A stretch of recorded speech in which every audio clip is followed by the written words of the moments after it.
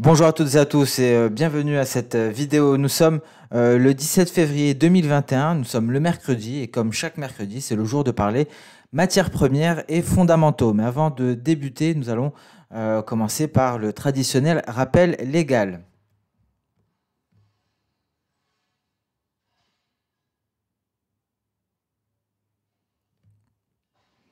Après ce rappel légal, voici la liste des matières premières que nous allons aborder.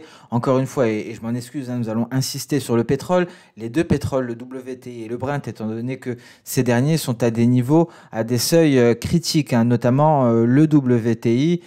Nous allons aborder pour la première fois le coton et nous allons parler du métal jaune, le gold. Bien entendu, on va parler également d'inflation. Alors, nous débutons donc par le pétrole WTI. Nous allons nous concentrer sur les facteurs techniques concernant le WTI, même s'il y aura des graphiques techniques, que ce soit sur le WTI ou le Brent.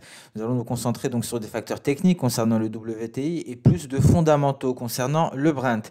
Alors, concernant les points clés, il faut savoir que le pétrole est de retour sur la borne inférieure du gap haussier suite aux troubles au Moyen-Orient, donc le 16 septembre 2019, et à la saisie d'un pétrolier iranien par les États-Unis. On est sur une zone de prix assez importante, en tout cas historiquement, cette zone de prix a marqué donc des mouvements, des gaps suite à des événements externes. On va s'intéresser au pétrole, pour une fois d'ailleurs, au pétrole avec le biais vert, étant donné qu'il y a eu des divergences importantes. On peut s'attendre à une réduction de ces divergences. Il y a eu un début de réduction de ces divergences, cependant, celle-ci continue de se creuser. C'est le pétrole qui pourrait réduire cette divergence cette fois-ci avec un certain retard. Il faut savoir qu'après que le dollar se soit apprécié début janvier, le pétrole est entré en phase de consolidation et la paire euro-dollar s'est considérablement affaiblie. Alors, le pétrole pourrait prochainement réagir justement à l'appréciation du billet vert. Alors, la paire euro-dollar est en train avait comblé une partie de cette divergence, mais elle s'est creusée par la suite. On va le voir graphiquement en superposant les prix de l'euro-dollar avec ceux du pétrole.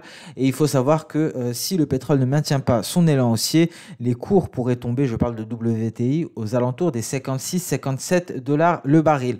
Avant de débuter concernant cette partie technique avec notamment l'euro-dollar, on va parler très rapidement des calls. On en avait parlé la semaine dernière.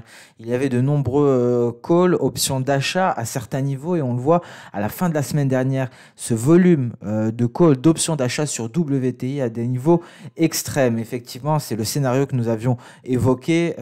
Plusieurs calls se sont déclenchés, ce qui a bien entendu soutenu la hausse, mais ce n'est pas tout. Il y a d'autres facteurs que l'on va aborder par la suite.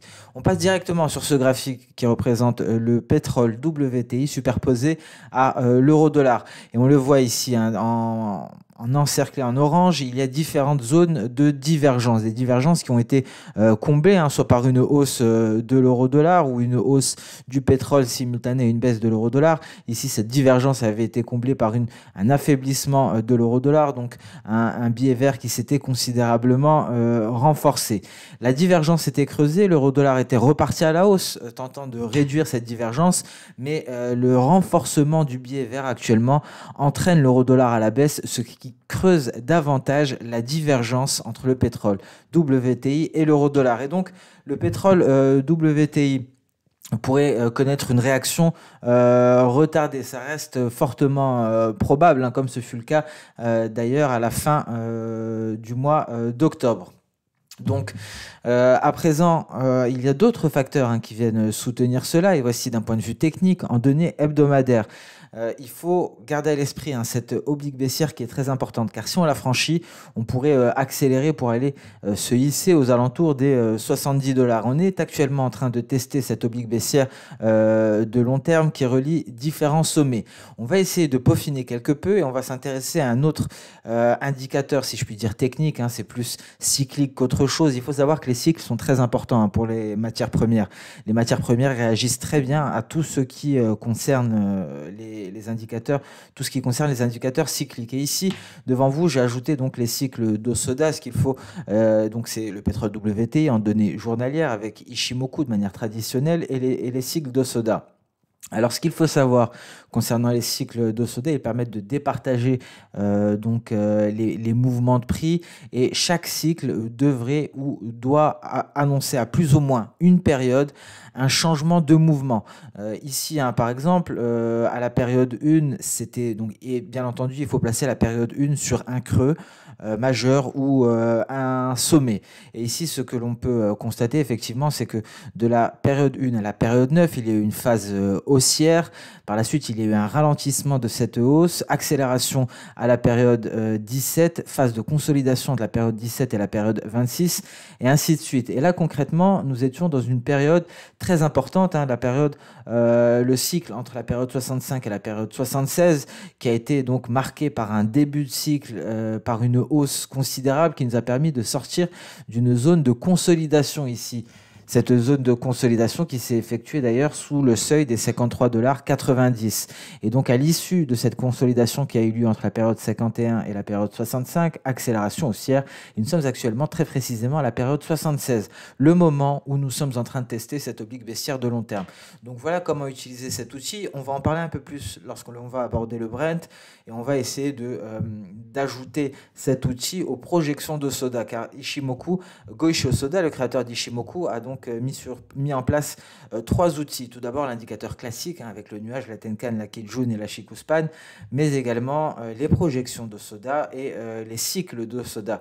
On va les utiliser de manière extrêmement simple, hein. Il y a plusieurs manières de l'utiliser. Il faut savoir que chaque cycle a même des noms, un nom en japonais, mais on va utiliser cela de manière extrêmement simple. Il faut juste garder à l'esprit que cela peut être annonciateur, un changement de cycle peut être annonciateur d'un changement de mouvement de prix. C'est-à-dire, on peut passer d'une consolidation à une hausse ou à une baisse, on peut passer d'une baisse à une consolidation ou à une hausse à plus ou moins une période, hein. Donc ce n'est pas précisément sur le point, sur la période déterminée, mais c'est à plus ou moins une période.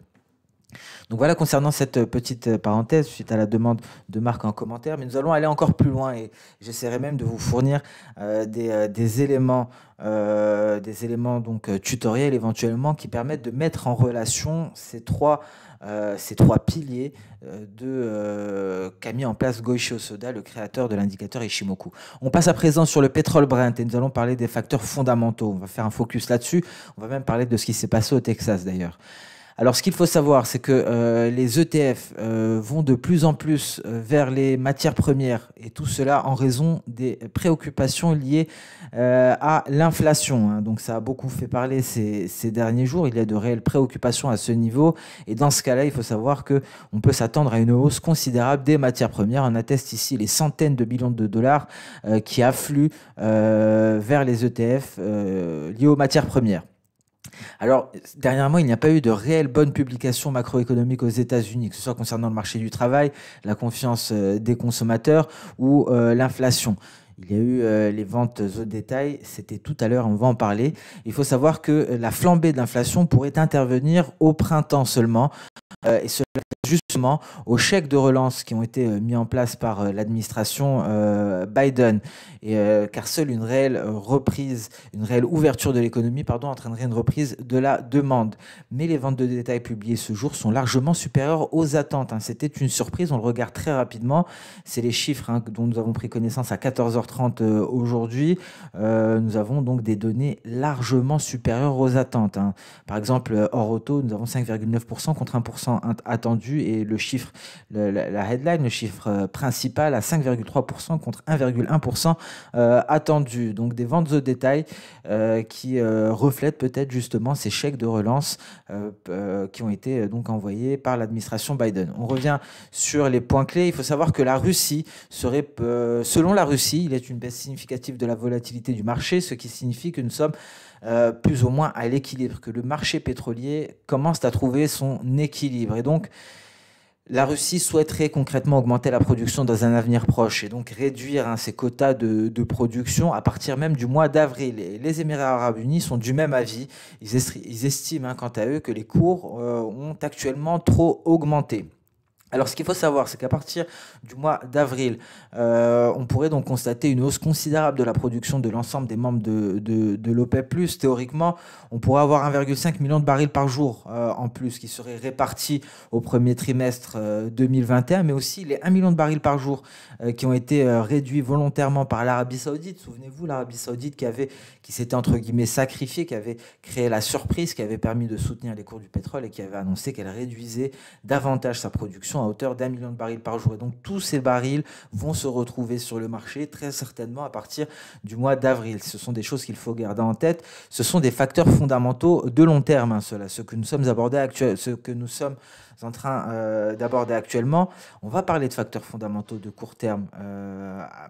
Et tout d'abord, ce qui s'est passé au Texas avec la vague de froid, il y a eu pas mal de pannes d'électricité, hein. Nous avons une charge nécessaire, hein, qui est aux alentours des 60 voire 70 gigawatts.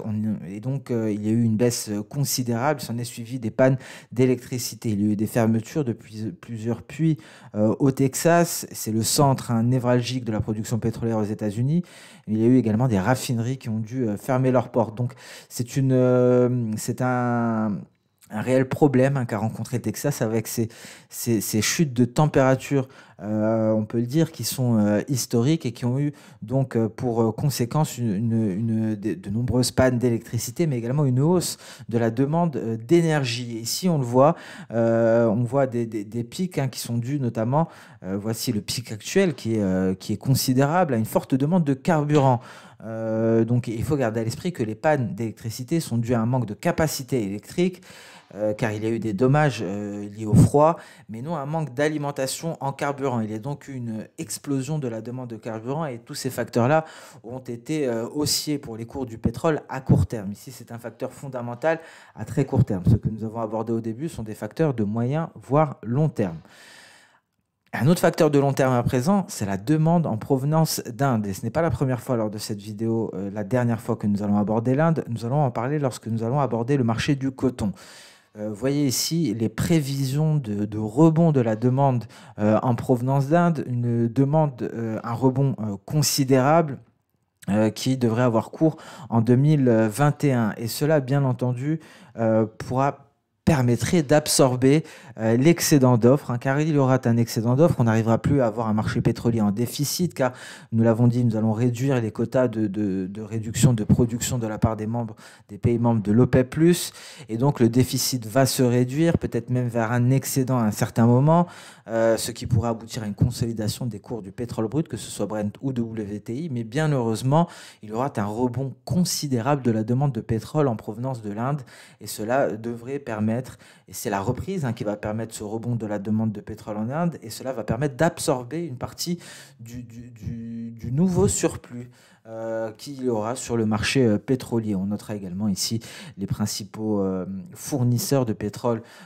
pour l'Inde. Nous avons en premier lieu l'Irak, ensuite l'Arabie Saoudite, en troisième lieu les Émirats Arabes Unis, le Nigeria, les États-Unis, le Koweït, le Venezuela, le Mexique, la Russie et en dernier le Qatar. Donc voilà pour cet autre facteur fondamental, ce qui permet de penser qu'on pourrait aller vers un certain moment, vers une consolidation. On va voir à partir de quand, et c'est là que les graphiques vont entrer en jeu. Mais tout d'abord, on va parler des ETF. Il est assez intéressant de constater ces fonds importants, cet afflux de fonds vers les ETF, ce qui alimente également la hausse des cours. Alors il faut noter que dans la plupart des cas, les ETF investissent dans des contrats à terme à court terme, le front-monte, ce qui signifie que la hausse des prix n'est envisageable qu'à court terme. Donc ici, on parle court terme à présent. Mais en cas de surinvestissement, on peut arriver à des problèmes de rollover. C'est ce que l'on avait vu, ce que l'on a vécu, ce qui était historique l'année dernière, avec des cours du pétrole en dessous de zéro. Mais la stratégie d'investissement des ETF s'est adaptée immédiatement. Souvenez-vous, suite à ces cours du pétrole sous zéro, des cours du pétrole en négatif, c'est-à-dire que l'on était payé pour avoir du pétrole. et ben justement, à partir de là, la stratégie d'investissement des ETF a changé. Ils n'investissent plus uniquement sur les contrats à terme dits front-monte, donc de très court terme, mais ils répartissent à présent leurs investissements également sur d'autres contrats de moyen et de long terme. Donc voilà pour les ETF, et on voit cette hausse considérable depuis le début d'année 2021. Cet afflux, et bien entendu, hein, les attentes d'inflation sont pour quelque chose, hein. On peut s'attendre, et on le voit, hein, les matières premières sont en train de surperformer les indices boursiers, donc les actions. En cette année d'air, on avait parlé, hein, en début de semaine lors du point hebdomadaire publié lundi, que l'on serait peut-être sur le début d'un ce que l'on appelle super cycle concernant les matières premières. Et ça, c'est très intéressant parce qu'effectivement, cette vision vient peut-être le confirmer, et un réel retour de l'inflation pourrait confirmer un super cycle pour les matières premières, des matières premières qui pourraient régner lors de cette année 2021, mais des tendances haussières qui pourraient s'étendre sur plusieurs années. D'un point de vue technique, concernant le Brent à présent, on s'est beaucoup intéressé au fondamental. On va essayer de voir plusieurs choses. Alors excusez, hein, ce graphique qui est assez dézoomé, étant donné que j'ai voulu prendre un maximum de données, hein, pour me concentrer également sur cette amplitude haussière de 2008. Qui a été reporté ici, hein, vous le remarquerez.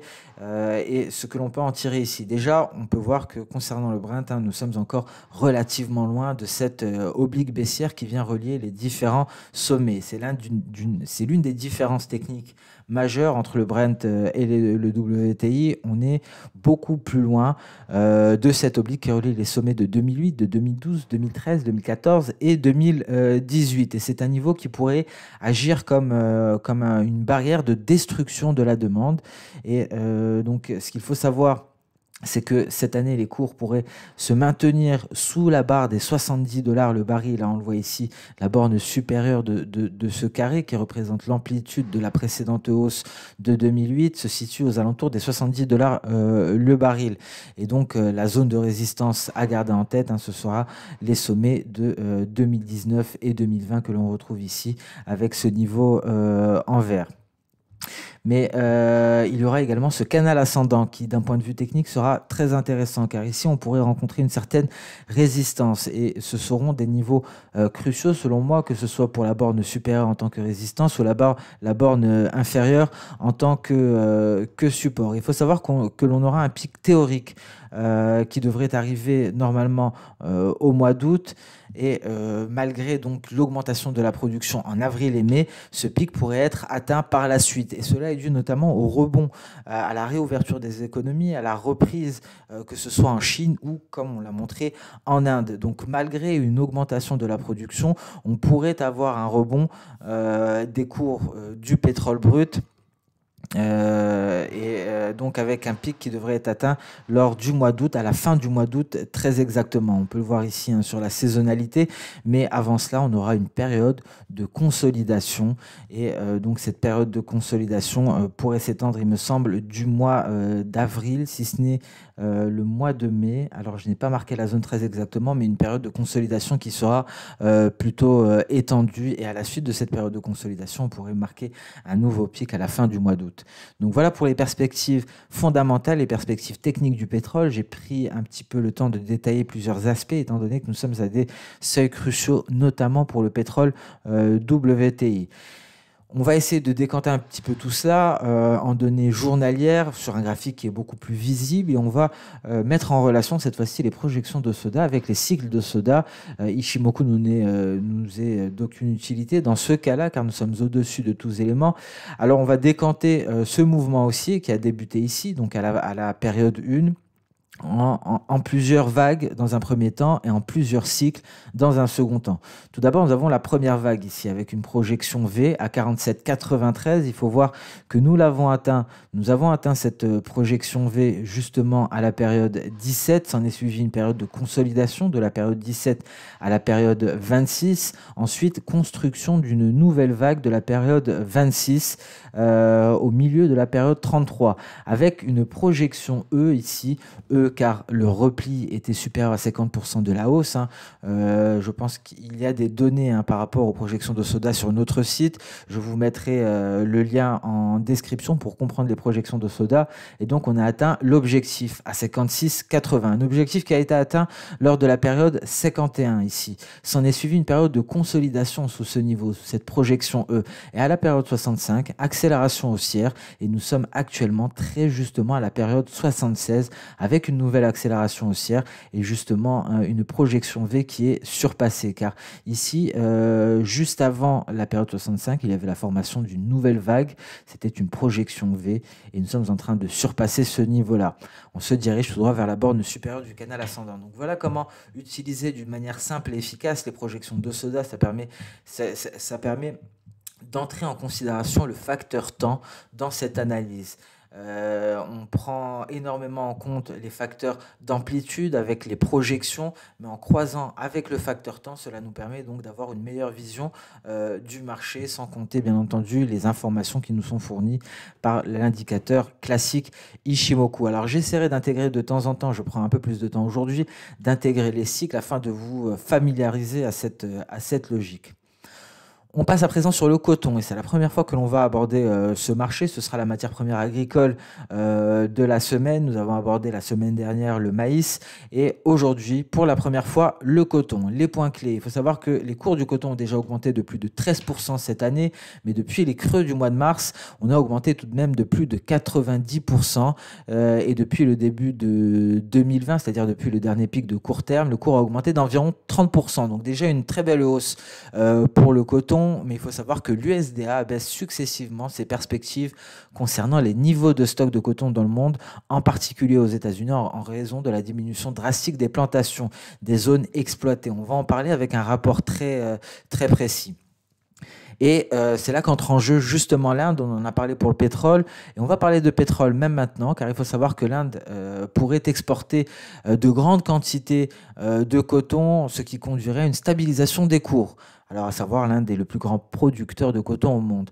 Il faut savoir que la hausse des prix du coton est également associée à l'augmentation des cours du pétrole, ce qui entraîne une hausse des prix des matériaux synthétiques utilisés dans la production de vêtements. Donc, le coton est étroitement lié au pétrole, on le savait, de manière instinctive, justement, mais d'un point de vue marché, c'est avéré. Alors, il faut noter également que la hausse des prix du coton est également donc associée à la hausse des cours du pétrole. Et donc, tout cela est lié avec la hausse des cours, la hausse des prix de ces matériaux synthétiques qui sont utilisés dans la production de vêtements. Alors, nous allons nous intéresser à la production à présent. Donc, ce tableau résume très bien la situation. Ici, ce que l'on va regarder, c'est justement les zones, les plantations qui sont en nette baisse. On va voir dans quelle région, très exactement. Et nous avons également ces stocks finaux en net repli, en repli de 6%. C'est surtout les plantations qui sont en repli de 31%. Mais il faut garder à l'esprit que nous sommes bien loin de la situation que nous avons connue en 2010-2011 avec ici une baisse drastique de la production. Il avait eu un déficit important. Ici, certes, il y a une baisse et donc c'est un déclin qui s'est amorcé lors de l'année 2018.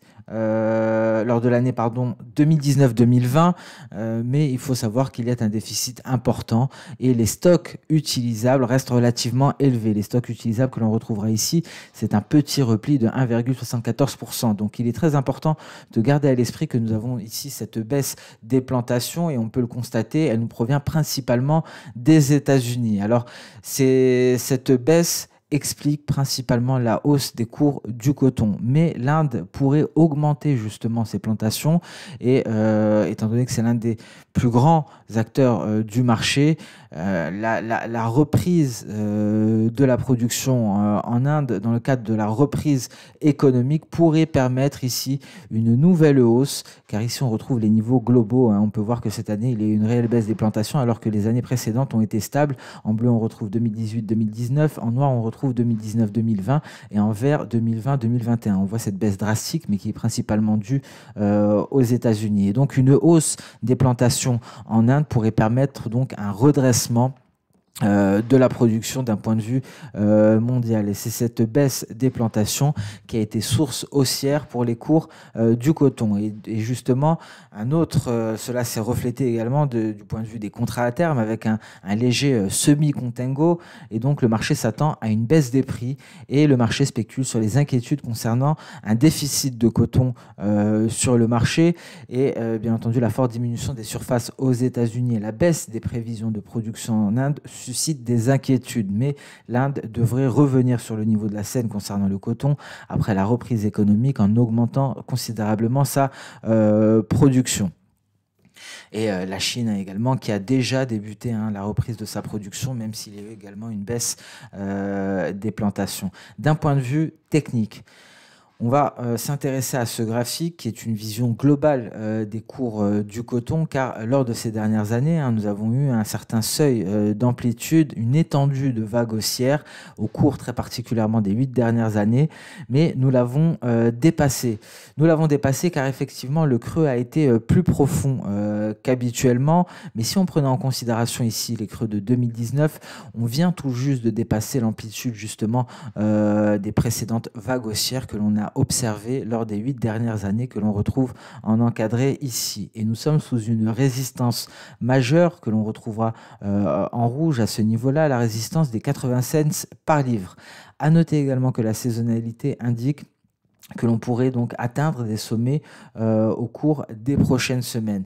Donc prudence, on pourrait constater un repli au cours des prochaines semaines du coton et je pense que les 96 cents la livre pourraient être un point de retournement baissier pour le coton qui pourrait d'un point de vue fondamental s'expliquer par un retour des plantations en Inde et donc un retour de la production d'Inde, l'Inde qui est le premier producteur au monde de coton. Donc le repli pourrait venir justement de cela avec, et donc mettre fin à cette hausse qui n'a pas cessé depuis les creux du mois de mars 2020. Donc le coton, nous le garderons sous surveillance, bien entendu, d'un point de vue journalier. On va attendre une figure de retournement et lorsque le jour viendra, on s'y intéressera de plus près. On passe à présent sur le métal jaune, le gold. Alors les points clés, encore une fois, et toujours l'inflation qui reviendra en 2021 selon le directeur des investissements de la Bank of America. À noter également que la mobilité, le retour de la mobilité des personnes devrait augmenter la vitesse de circulation des capitaux. Et ça, c'est très important pour le gold.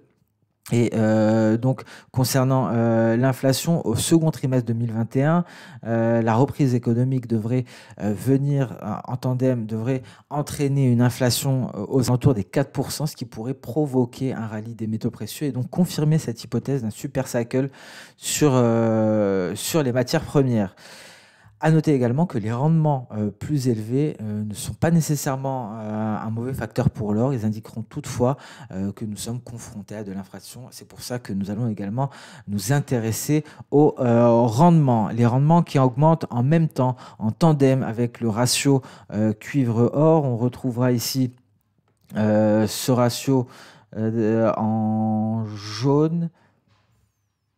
Oui, c'est cela. Donc, ce ratio est en jaune et on retrouvera ici les rendements, voilà, 10 YR, 10 years, les 10 ans en vert. Et donc, on remarquera cette hausse en tandem. Et si on suppose que le rebond sera similaire à ce que nous avons connu en 2009, on pourrait donc atteindre le niveau de 6%.